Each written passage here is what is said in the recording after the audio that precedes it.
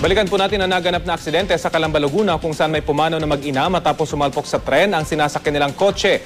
Makakausap natin si Ginoong Junio Ragrahio, General Manager ng Philippine National Railways o PNR. Magandang tanghali po.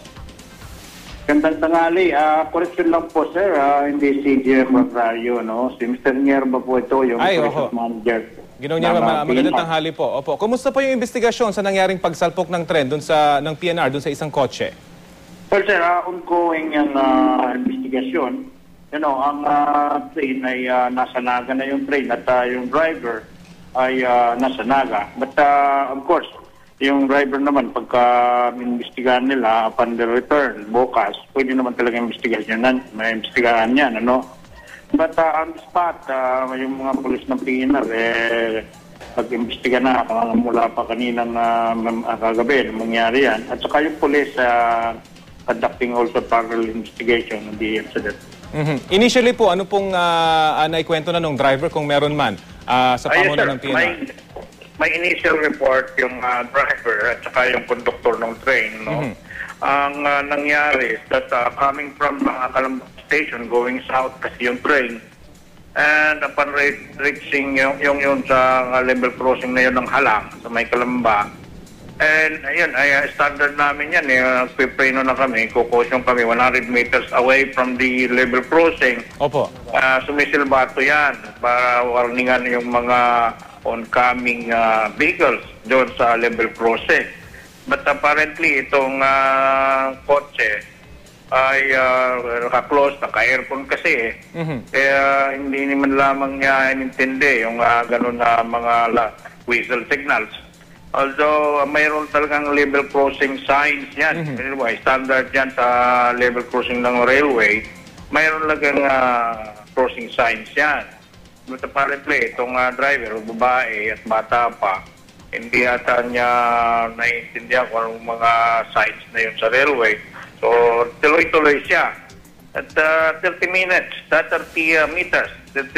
away from the level crossing, nag-emergency brake na itong train. But apparently, inabot pa rin yung kotse dahil at tuloy-tuloy siya sa crossing. Although may mga bystanders nga doon na nagsasabi na sinisinyasan na nila yung kotse. Hindi rin, tuloy-tuloy. So, upon reaching the level crossing, inabot siya ng train. Gaano ba kabilis yung takbo ng kotse at meron ho ba siyang mga kasabay noong mga oras na yon kahit hindi kaagad nakatawid? Wala ho akong doon. That is yung follow-up investigation na yon. Tanong-tanong ng mga pulis namin doon sa vicinity. Wala pa akong report na tungkol sa bagay na yan.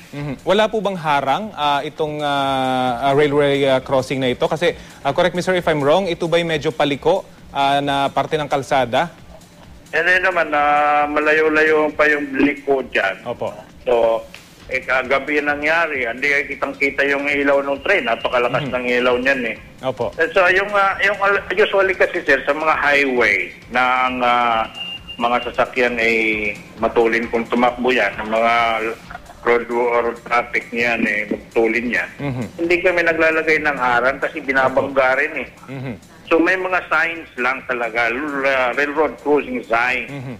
At nagbiblink po ito pag malapit na po yung tren, hindi ho ba? Bukod dun sa sinasabi nyo na nagwi-whistle.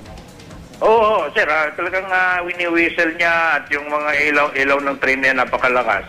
So dapat sana yung talagang standard naman talaga yan sa batas Dapat yung roadway traffic yung tumitigil bago tumawid At kailan po dadalhin na yung driver ng tren sa Calamba for investigation? We understand nakiusap lang yung supervisor para madala yung tren hanggang sa kanyang destinasyon.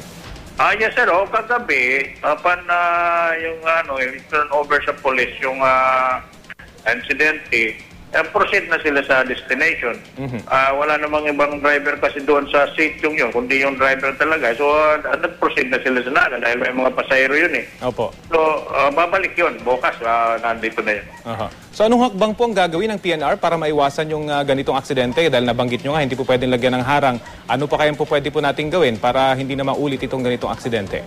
Well, kapag nandito nga kami sa DOTC ngayon at natalakay yan sa press con ni Secretary, at sabi ni Secretary, ang palagyan ng mga CCTV ang mga tren, At pati yung level crossing, lagyan ng camera parang para makita talaga kung ano ang tunay na lagay ng mga roadway traffic accidents na yan. Para sa investigasyon, lumabas talaga yung katotohanan kung sino ang may sala.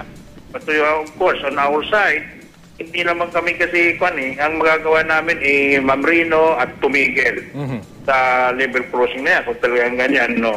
Kasi train release yan hindi naman pwedeng lumikuan na train sa may siyempre sa release dadaan ng train So kailangan po talaga stop, look, and listen, hindi ho ba? Oo, sana sir. Yung talagang ang stop, look, and listen na yan ay intended for the roadway traffic vehicles. Sige po. Sasamantalayin na po natin ang pagkakataon. Kumustahin na rin po namin yung ating paghanda para sa darating na Semana Santa.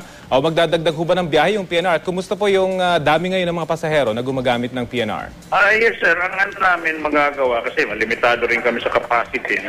Ang magagawa namin is to increase the consist ng mga trains namin at saka magdagdag kami ng extra trips. Sige po. Sige po, maraming salamat, Ginoong Lito Nierva, Operations Manager ng PNR. Salamat din, Jose.